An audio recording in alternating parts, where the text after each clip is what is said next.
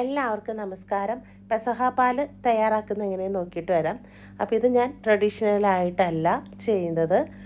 പ്രത്യേകിച്ച് നമ്മുടെ പുറത്ത് പഠിക്കുന്ന കുട്ടികൾക്ക് വേണ്ടിയിട്ടാണ് കേട്ടോ ഞാൻ ഇന്നത് ചെയ്യുന്നത്.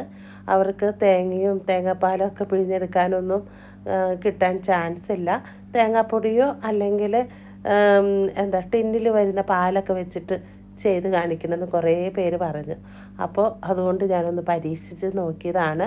അവർക്ക് വേണ്ടിയിട്ടാണ് കേട്ടോ ഞാൻ ഇന്നത് ചെയ്യുന്നത്. ചെയ്ത് നോക്കിയപ്പോൾ സക്സസ് ആയി. അപ്പോൾ ഞാനൊരു വീഡിയോ പോലെ എടുത്തു. ശരിക്കും ഇത് ചെയ്യുന്നത് തേങ്ങാപ്പാലിലാണ് കേട്ടോ. പെസഹയുടെ അന്നാണ് നമ്മളിതെല്ലാം ചെയ്യുന്നത്. പക്ഷേ കുട്ടികൾക്ക് വേണ്ടിയിട്ട് നമ്മളിത് ഒന്ന് നേരത്തെ ചെയ്ത് നോക്കിയതാണ്. അപ്പോൾ അതെങ്ങനെയാണ് തയ്യാറാക്കുന്നത് നോക്കിയിട്ട് വരാം.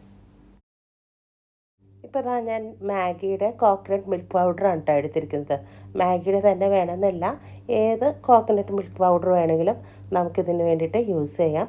അപ്പോൾ ഞാനൊരു 5 ഗ്ലാസ് പാലിന് വേണ്ടിയിട്ടാണ് കേട്ടോ ഞാനിത് തയ്യാറാക്കുന്നത്. അപ്പോൾ ഞാനൊരു 1/2 കപ്പ് മിൽക്ക് പൗഡർ എടുത്തിട്ടുണ്ട്, കോക്കനട്ടിൻ്റെ മിൽക്ക് പൗഡർ എടുത്തിട്ടുണ്ട്.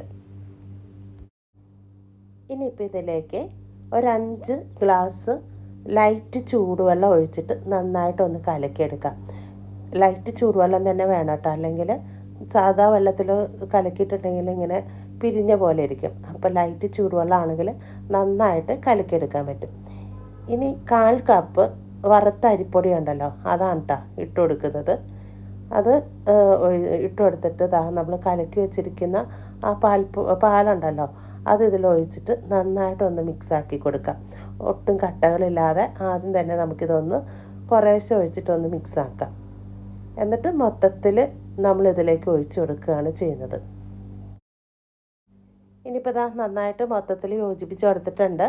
നമുക്കിനി സ്റ്റൗവിൽ വെച്ചിട്ട് തീ ഓണാക്കി കൊടുക്കാം. ഇനി കൈ എടുക്കാതെ തന്നെ നമ്മളിതൊന്ന് ഇളക്കി കൊടുക്കണം, അല്ലെങ്കിൽ പെട്ടെന്ന് കുറുകി വരും. അരിപ്പൊടി ചേർത്തതുകൊണ്ടാണ് കേട്ടോ പെട്ടെന്ന് കുറുകി വരുന്നത്. അപ്പോൾ കൈ എടുക്കാതെ അടി പിടിക്കാതെ തന്നെ നമുക്ക് യോജിപ്പിച്ച് കൊടുക്കാം. ഇനി ആവശ്യത്തിനുള്ള പഞ്ചസാര ഇട്ട് കൊടുക്കാം.